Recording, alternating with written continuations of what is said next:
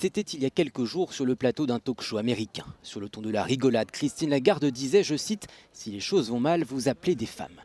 Mais c'est avant tout pour ses compétences que l'ancienne patronne du FMI a été choisie pour diriger la Banque centrale européenne.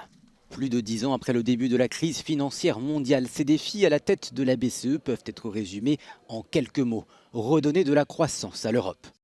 Au premier trimestre 2019, elle a été de plus 0,4% comparée au trimestre précédent et de plus 1,2% comparée au premier trimestre 2018.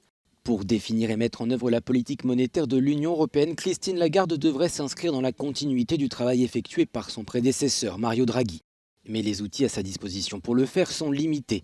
Le taux d'intérêt directeur est déjà au plus bas dans le but de faciliter l'emprunt.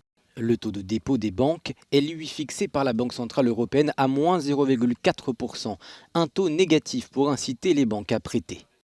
Mais sur le front de l'inflation, la BCE va devoir continuer à se battre pour la maintenir proche de 2%, son objectif. Il lui faudra aussi veiller à la stabilité financière de la zone euro. Dans un contexte économique marqué entre autres par la guerre économique entre Chinois et Américains, le 6 juin dernier, Christine Lagarde mettait en garde contre les soubresauts causés par certaines décisions sur l'ensemble de l'économie mondiale. Nous croyons que pour faire fonctionner correctement une économie mondiale, il faut pouvoir se reposer sur un système de commerce international plus ouvert, plus stable, plus transparent et plus prévisible.